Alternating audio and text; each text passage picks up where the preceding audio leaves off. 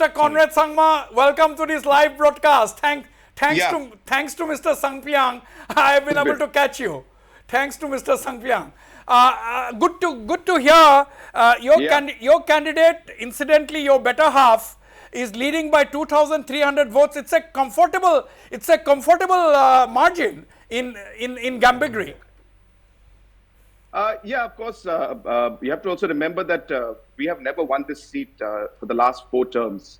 And, our candidates have always come in third place or fourth place in this constituency. It's a very tough constituency in Garo Hills and in Meghalaya. There'll be hardly maybe 2-3 seats which were as tough as this seat. So keeping that kind of a background in mind, we have made a lot of way ahead. We are seeing just now 2 more rounds are left. And we are very confident that we will win, and hopefully the margin also will be comfortable. Right, and what will be the overall? See, you had already clarified to our channel that it was not you who put up Miss Mehtab Chandee as the candidate, because it was a general demand of the people, and that is the reason why the NPP fielded her. So you have already clarified that. Now my question is, what will be the, suppose Mehtab Chandee wins the Gambegre, which she is expected to win, what will be the overall message in the state? Do you think that this will silence many of your critics as far as the governance in the state is concerned, as far as dynastic politics is concerned? This will always continue, Wasbir. You know it better than me. There's no end to all of this. And it's a process. I don't think there's anything we should also think too much about it. Every fight, every election is a unique election for us. And we don't look at it, comparing it to the past or the future. And that's the nature of politics. So whether we win or lose, we have to continue our work. And the next election, people will look at it from the dynamics of those elections and the different conditions and situations that are there. So for us, there's no message to anybody. We are just happy that we are in the positive side.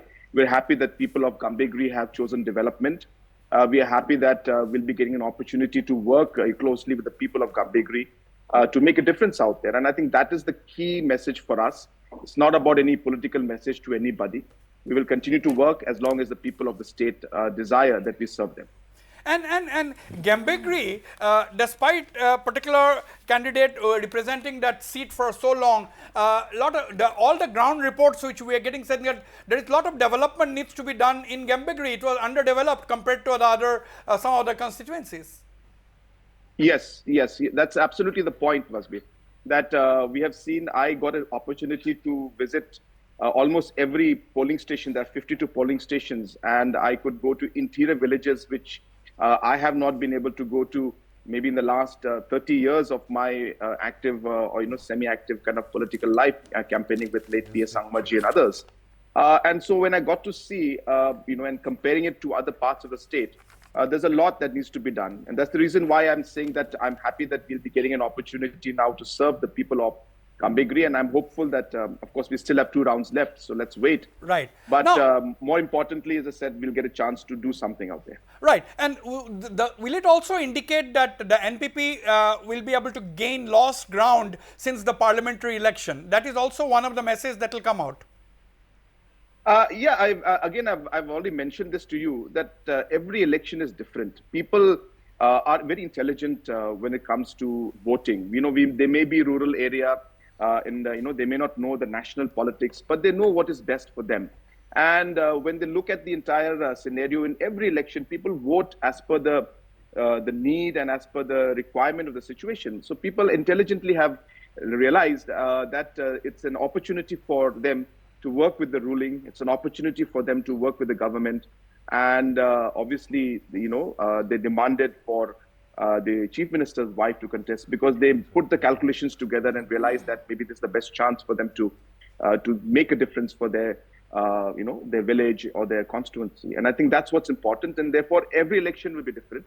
So past in the MP election, issues were different. And in this by-election, issues were different. And people have very intelligently voted. My last 2 questions I have got. Overall, you will get, if Mehtab Chandee wins, you will get 1 more MLA. So in the overall scheme of things in Meghalaya, that means the NPP will have a comfortable majority on its own. Yes, we will be having 32 seats if Dr. Mehtab Chandee wins. Will be a 32 number. So therefore, it is a very comfortable number, and it has not happened in the past in the history, except in the first government that was formed, where APHLC had got 32 seats. So therefore, it will be in a way a very comfortable number, plus kind of a in a way, the highest number of one single party will have in the state of Meghalaya. So that's another positive thing for us. Other parties have got numbers, but as far as my knowledge goes, it's 32 was APHLC in 1972. So that's it's a comfortable figure. But you will definitely keep your other alliance partners intact. That equation is not going to change, obviously. I have said this in many grounds. I believe in commitment and long-term politics. I believe in ensuring that we don't have this culture of use and throw. Yes, there are sometimes the situations can get difficult, and basis on which we have to take decisions. But as far as possible, we'd like to show that trust and that commitment to our partners, so that we look at the politics and the growth of the state in the long term. So it's healthy for the society, it's healthy for politics, it's healthy for the state. We may not agree on all aspects, we may not agree on everything we would do, but I think the fact that our government, for 7 years, we've been working now in Meghalaya, the stability has reflected in the different development works and policies, sustainability and continuity, which is making a difference in our state. And I think people of the state are realizing that now more than ever before. My last question to you, Mr. Conrad Sangma.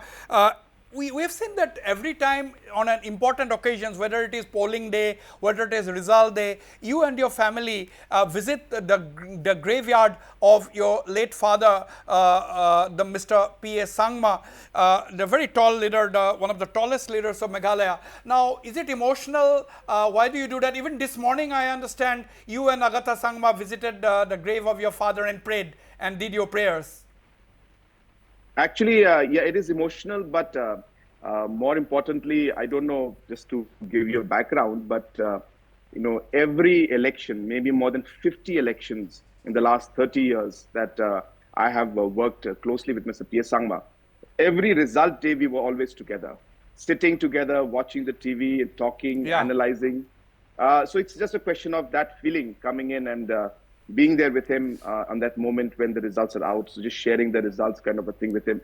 It's a more of an emotional bond for me, and so that's what I do normally. Absolutely, Mr. Conrad Sangma, thank you so much for talking to us. It was just an ambush. I just caught you. Thanks to Mr. Sangpiang. Thanks to you and Mr. Sangpiang for bringing you live on Notice Live on this voting day live. Thank you so much, Mr. Conrad Sangma. Thank you, Vasbir. Thanks a lot.